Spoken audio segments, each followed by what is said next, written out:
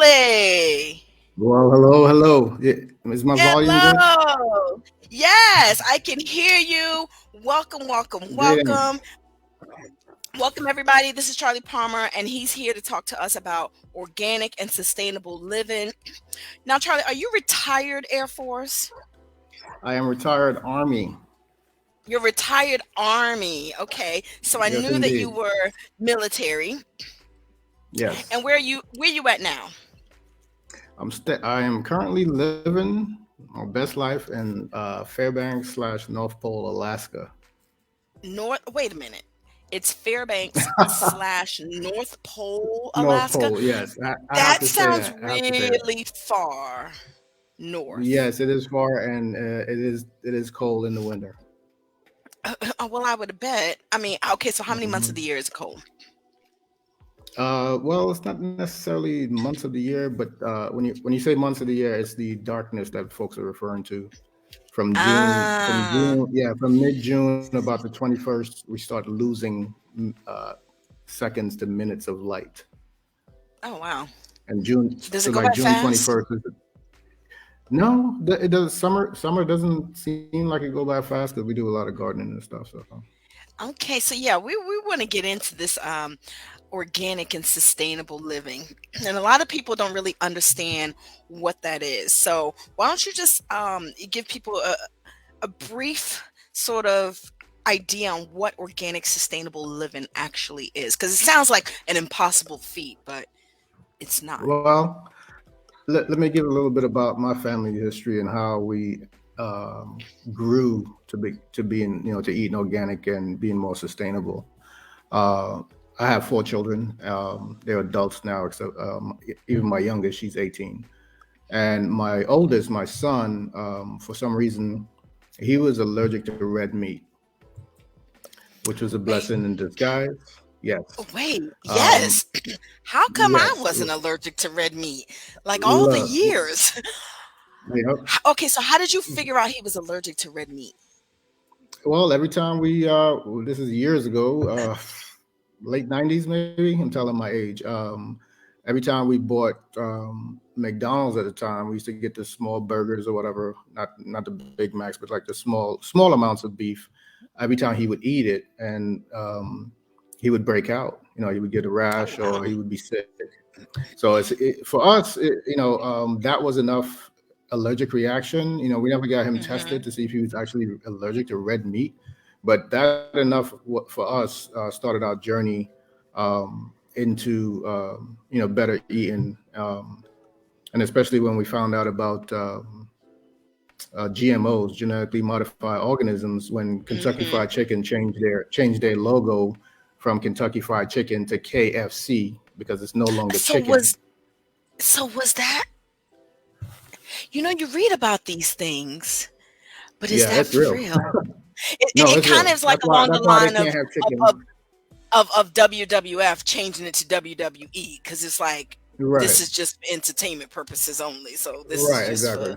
for play. Yeah. Same Interesting. respect, but on the food on the health side, they could no Right. longer use the word chicken because it's not chicken. It's a GMO. It's a genetically modified organism.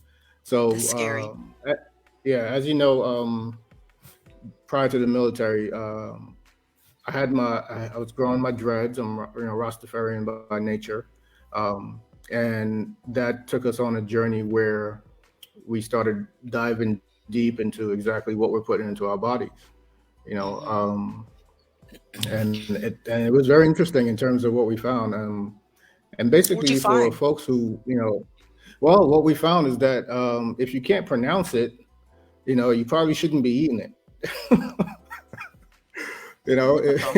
you look on the back of some of these cartons, and if it's a dye, if it says red number 4 or yellow number 5, Yellow not five. even Yep, that not one. even crayons come in those definitions. It's just yellow, red, orange. So if it's unpronounceable, it's probably not good for you. Uh, Good rule of thumb. so yeah, organic. A lot of folks, want to go get into better eating, better living, and they find that the cost of it is very daunting. And that's one of the turnaways. That's one of the, the negative sides of trying to get into this. And it's not a lifestyle. It's just more or less. It's more or less a way of growing and a way of improving. Hmm. Because I look at it like this: you're gonna pay one way or another. It's either you pay for good food and you pay for organic food, you pay for Hmm. changing your lifestyle, or you're gonna pay in medical bills. So so it's up to you. Facts. You know, Facts. And a yeah, lot of people it's that up to have been you. following me know that I live by that, you know. You are Yep, what you eat, and your you are. your digestive system starts in your starts in your mouth and ends on the other Yep, way. So yeah, you can use that digestive system to fuel your body, to right, heal you, to give you energy, or right. you can use it as a trash chute. Yeah, Up to you, exactly. you Yeah, know. Damien. And I think Damian Marley has a I forget what song it is, but Damian Marley has a song where he says most people put better fuel in their car, but then they put nutrients in their body. that is facts. You know, That is facts. That is so facts. yeah, That is you have to facts. want a life with less pain. I think that's the best way of putting it. One of my skill sets in education from the military was I was a drug and alcohol counselor and the opioid counselor for Fairbanks, Alaska. And a lot of folks turn to pain meds, not knowing that there's not a lot of natural alternatives before they even just take those pills, because we go to a doctor and the doctor prescribes it and we just pop it. But Mhm. that's not conducive to healing, because if you look at the side effects of most of the pills that they give you, it causes other ailments. So Not only that, but for every pill out there, there's probably equally some type of natural resource that matches it. yes, Either yes, by there is, plant there is. or some type of food item or some mixture of natural items. There is some Right. equivalent. I think that the thing that holds people back is the lack of knowledge, lack of Yes. research, lack of trust, I think, in nature. Yes, Um, that's a big one. And when it comes to the knowledge portion, you have to understand that for me, and it should be the same for everyone, your knowledge of doing well and eating well comes. It's a lifetime journey. It's not a race. You're not racing anyone. You're not trying to be better than anyone. It's strictly for you, and the right. more people you could involve in your family, um, and we've done that by way of increasing our sustainability by growing a lot of our own foods. I have potatoes So down pat. explain to me the sustainability part. So the organic and the sustainability. So it sounds like, you had a need for averting allergic reactions in your son as to why you guys kind of went organic. But explain the sustainability part. Well, sustainability for me, and it doesn't matter your location anymore, because have you seen what's going on with our weather? I'd like to Hmm. tie the sustainability part into our current climate, and it's not getting better, folks. You know what I mean? No matter Mm-hmm. where you live, if you took a look at what happened in Texas with that freeze up, the Right. sustainability has more or less to do with you being sustainable as a family unit, because there are not enough cops, there's not enough ambulances to come and help when those things occur. And one of the best things you could do is grow food and be more sustainable. Whether Absolutely. you have an indoor growing system that you could grow lettuce, you could grow beans, you could grow a lot of things year round. I'm growing. My spouse and I, Dr. Palmer, are growing food in our short seasons here in Alaska. So there's no excuse for anyone, especially if you live in a warm climate, not So to grow explain food. that process for me. Like, where did you start? You made a conscious decision amongst your family, it sounds like, to say, hey, let's go organic and let's, use our natural resources to be sustainable, meaning if something happened, we could sustain ourselves. Where did you start? Like, what was the first thing you grew? The first thing we grew, oh, well, I don't know if it's like I said, it's a life journey. I don't think we know we started, like we had a starting point where we're like, yeah, we're gonna do this, because even back in Brooklyn, we had a lot of plants in the house, Mhm, for mhm. better air quality, Right. and it might have started with that, but then in terms of growing food, as living here with a short season in Alaska, we started looking at the size of our backyard, and we're like, man, we're not even using half of our property. Um, so the first thing we grew was, what's the first thing we grew? I remember I did a potato barrel, and here's the thing: we started breaking it down to foods that we eat, and then foods that we Mhm. actually like to eat. So I Okay. think one year I did a potato barrel, but my spouse did she did cabbage, she did onions, Ooh. and it was cabbage, onions, and broccoli. That's right. That's the first garden we had a few years back, Okay. and yeah, and it was prosperous, and I've been growing and adding on to my gardening skills per se. In terms of the potatoes, I found out that I'm better with the ground provisions, potatoes, Mhm, and my mhm. spouse, What other kind Dr. of ground Palmer, takes provisions care you of have some in of the. there? Say again. What other kind of ground provisions you have in there? Well, actually, this year I'm looking at planting some dashins and some stuff that's more Ooh. indigenous to our island, Yeah. because So for those of you who because a, don't lo- know, Charlie is from my island home too, St. Lucia. So ground provisions is what we call root vegetables like potatoes and dashin cassava, and yeah. cassava, those things. We call those ground provisions. So that will be very, very exciting. What is for you the most enjoyable part of the process? And how did you get your kids Uh, involved? Because kids don't like a whole lot of well, stuff. These kids these days, they well, don't like outside labor. yeah.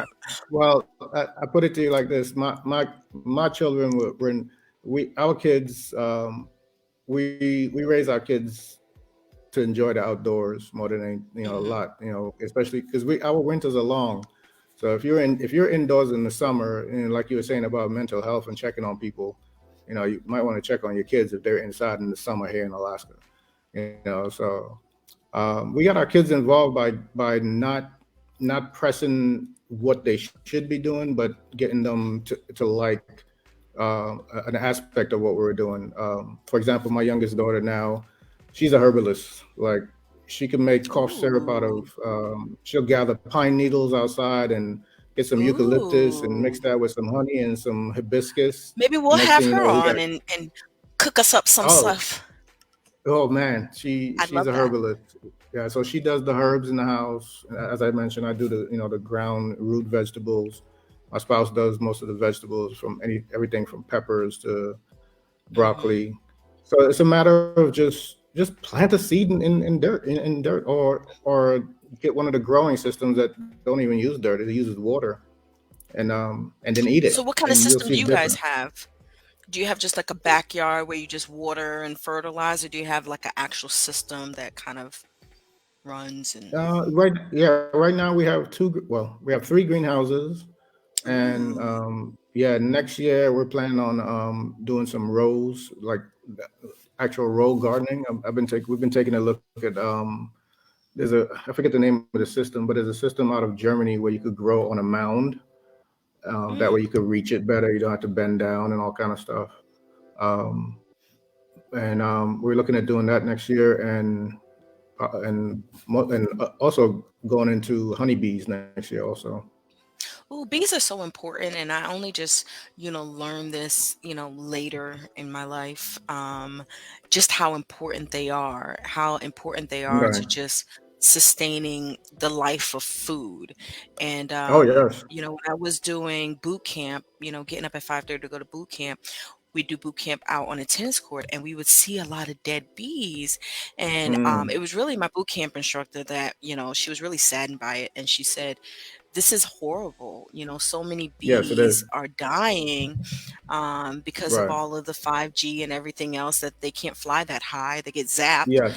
And, Yeah. Yeah. and I don't think that people realize just how important something as small as a bee is to just sustaining Yeah. food Yeah. resources and life. What's your favorite thing to grow? Yeah. Potatoes. Why? Why potatoes? Potatoes just seem so Because boring. you know what?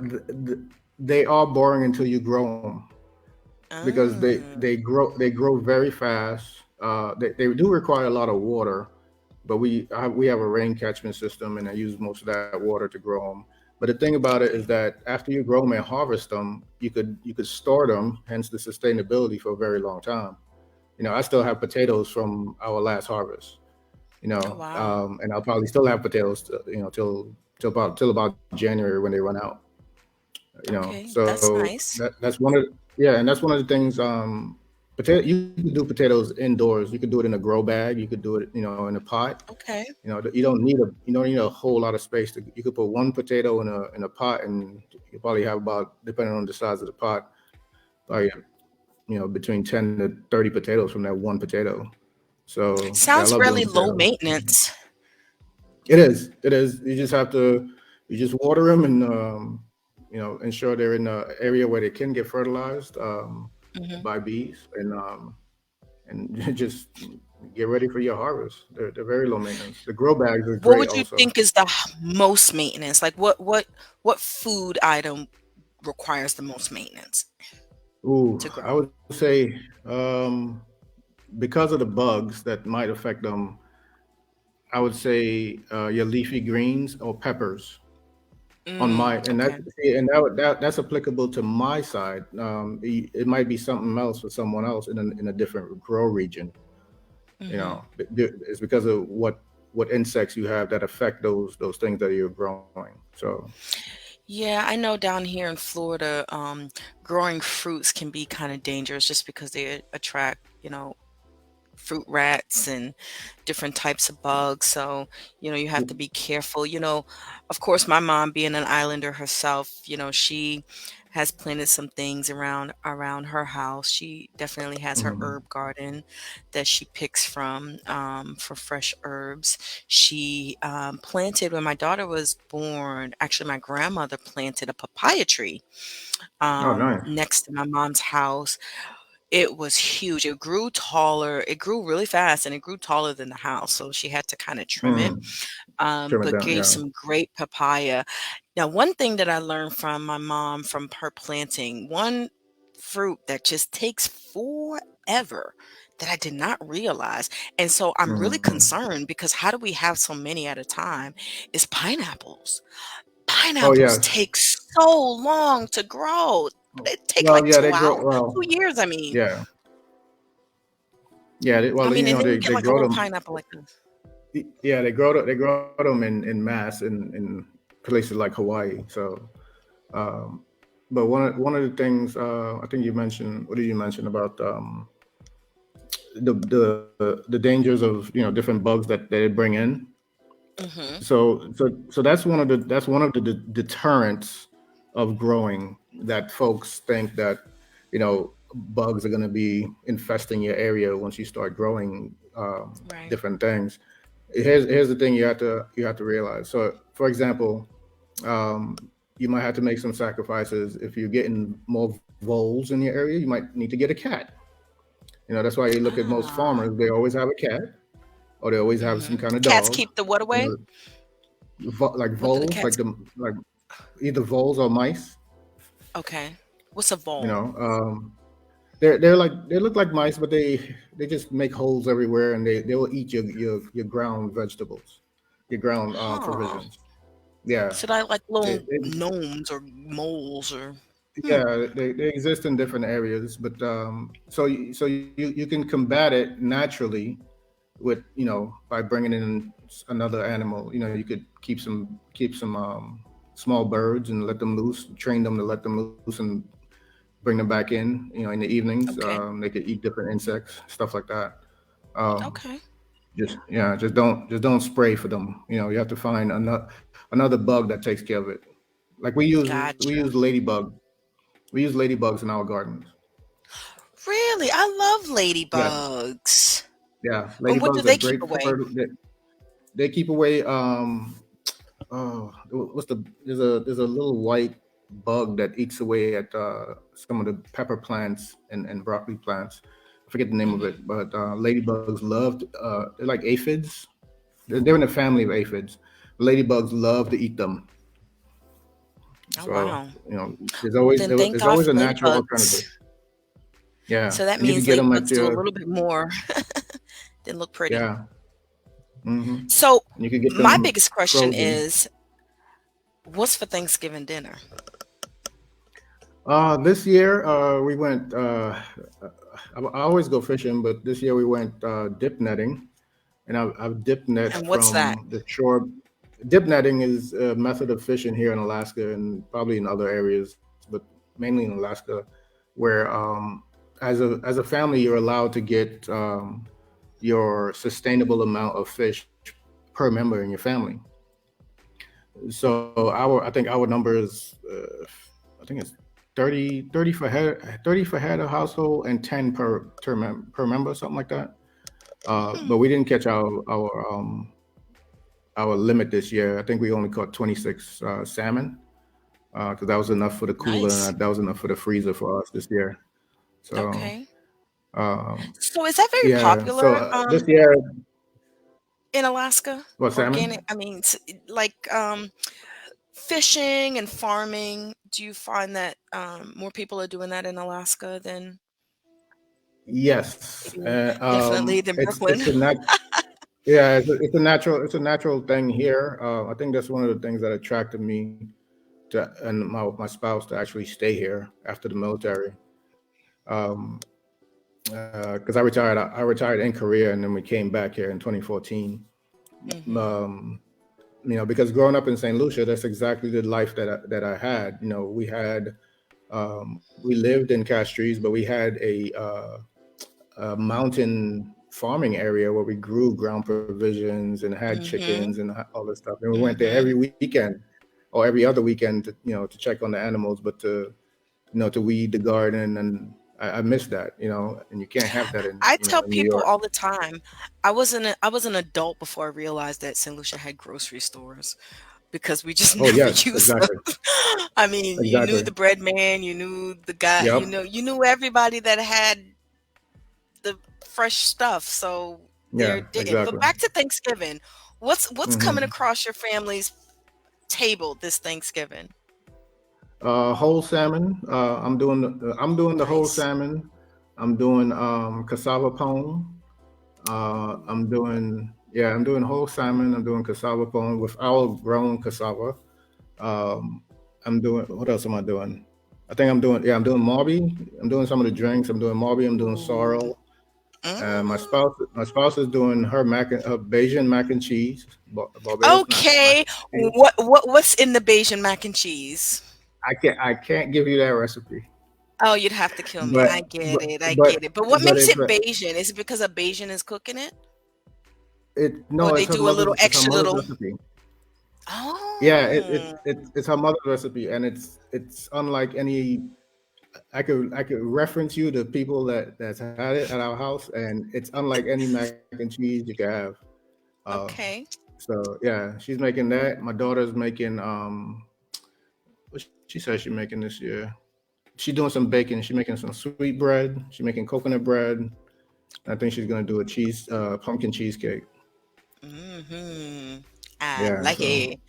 That sounds like yeah. a very hearty yet healthy Thanksgiving. I was just talking today about Thanksgiving wellness and, really just encouraging people to not think of Thanksgiving as just, this month-long affair. It's Right. okay for it to just be a day, and it's Oh okay yes. Yes, indeed. for you to not wake up feeling guilty in two Right. weeks about it. So if someone wanted to start their own organic or sustainable living and they want to do it either on a budget or they don't have beautiful garden area, what would you recommend? Where would you recommend that they start or how? Uh, I would recommend.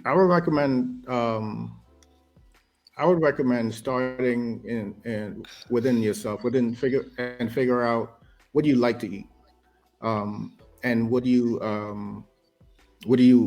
what can you grow readily? Like for example, if you love salads, you know, you could start there. Start with a salad. You know, get one of the little tabletop growing systems. You could grow tomatoes on there. You could grow your lettuce on there. You could start with that. It doesn't have to be a whole meal. You know, you could start small. Um, Mhm. if you have a balcony, get one of those hanging pot systems or Okay. standing pot systems, the self-watering systems. You could grow a ton of food on there. Um, and if you're in a warm climate, you could grow year round. You know, if your climate's not like mine, take advantage of that. You know, but start small and do not grow Mhm. things that you don't like, that you know you're not gonna eat. If you don't, Just a waste of space. no. If you and when I say that, with health in mind, because sometimes the things you don't like to eat is what you're lacking in vitamins and nutrients. So True. one of the best ways to start is one of the things that we've done. We did a hair follicle test to find out what your Oh, allergies are. Yeah, very important. I've actually you seen know, several of these types of tests that you can send. Hair follicles. You can also send saliva, right. where they'll send you back Yes, you send it feedback away. You on send it what. away. Yeah. Hmm. Right, Very good and then you place to go from start. there. Just I love it. like I said, plant a seed and see what happens. And see what happens. I love Yeah. it. I think, I've been wanting to start like an herb garden and at least start there. That way, Oh my goodness, herbs are very easy yeah, but and so I really medicinal. want to kind of break the cycle of always having to go for like the Lowrys or the, complete season, and just try to find ways to grow my own flavors. And so I think I wanted to Yes. start there. But like you said, there's so many ways that you can take advantage of your living Right. space. What would you say, Hmm. besides just like the growing, some must have? Like, do you have to have a deep freezer? What about storage? Like, how do you actually sustain the things that you grow and not feel like, I have to eat it like Well, now or that's more soon? or less on the sustainable side when you start growing and you have a surplus and then you need to Hmm. store it. Um, uh, the must haves is by your family size. You know, like this year we thought we were going to need a bigger deep freezer, but we made it work. You know, we bought less. You know, we bought less chicken. I raised less chicken. I raised less ducks. We didn't do chickens and ducks Wait a this year, minute, and then you the skipped harvest. that part. You skipped the part about you raising your own chicken and ducks. Yeah, we raise our own You got poultry a and whole ducks also. farm. Well, What do you we're feed working them? towards that. Organic food, or like when we grow the broccoli and the lettuce and stuff, they eat the leaves off of that. We feed them Okay. those things. Yeah. So depending on the So size of who you're trying to feed and how long you want it to keep, maybe a deep right. freezer might be a good investment. Yeah, but not a big one. You know, you don't want to get into the point of trying to fill it up. You know, because Right. that's not you want your food to The be point. fresh. You don't want to have You want to eat it. yeah, you don't want to start throwing things away because you forgot it was there, and it's freezer burn. So gradually, you get a small one, and on the point of as you mentioned, herbs. On the point of trying to even growing your own herbs, you can always start by simply getting organic herbs and Hmm. either grounding them yourself and making your own seasoning, or just put them in olive oil and cook that way. Just let them sit in olive oil, like garlic and oregano Hmm. and what's the one we use on corn all the time? I can't remember. But you could just make infused oils and then start from there. And Ah, that's an yeah, idea. yeah. Once your taste buds get woken up, I'm telling you, you're gonna start you're gonna start looking for things to grow. Well, I would say definitely going plant-based. My taste buds woke up to, like, I remember one day I was just like craving Brussels sprouts. I'm like, why? Like, Yeah, that was yep, never, but I found just ways that I like to eat things, and Yep, exactly. after a while, like you say, you just start seeking those things out, and your taste Right. buds change over time. There's things that I used Yeah, to they eat when do. I was younger, and now I'm just like, what was I going through? How was I? How was Yeah. I eating that kind of stuff? But that's okay. Yeah. And For it to and change, you and I also think we want can to, embrace that. yeah, you also want to take a look at your salts also. Hmm. Like you want to look at possibly getting natural salts um, Yeah, for your like your seasonings. Himalayas. Yeah, Right, absolutely, exactly. absolutely. Exactly. But Charlie, before we get out of here, I want you to give the people some advice. What would you say your best advice for going organic, or, doing some sustainable growing? What would be your number one advice for why people should do this? My number one advice as to why folks should do it: longer, healthy life.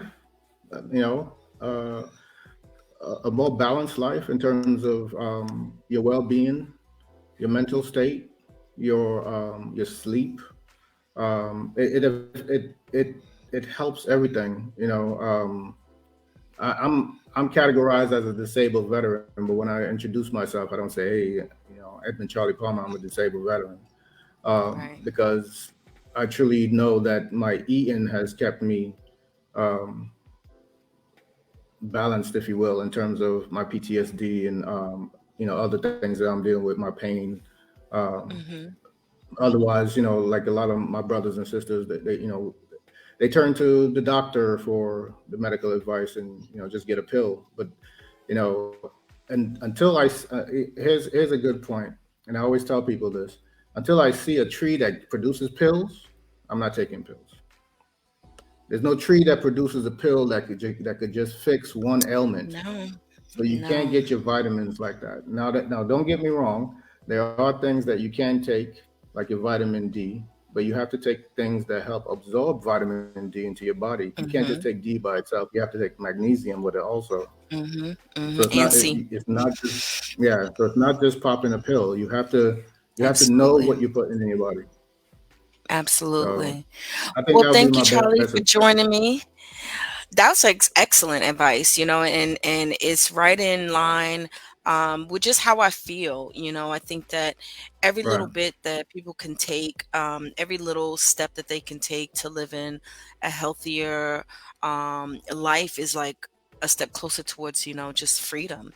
right, We've exactly. seen a lot with our family members and people that they end up in not too great a health as they get older. And so I Right. think that, just taking that charge and saying, hey, I want to do better for myself, for my kids, for my family. And I always Hmm. all want the people around me to do better. So I Right. appreciate that. We have come to the end of our broadcast. I'd like to thank my wonderful guest, Mr. Charlie Palmer. Wonderful conversation Thank you on for organic having me. and sustainably living. Happy Thanksgiving, everyone. Don't eat too much. Have fun and make sure you take a walk. And make sure you catch me on Mondays at 7:30 for My Better Living. Thank you. Peace out.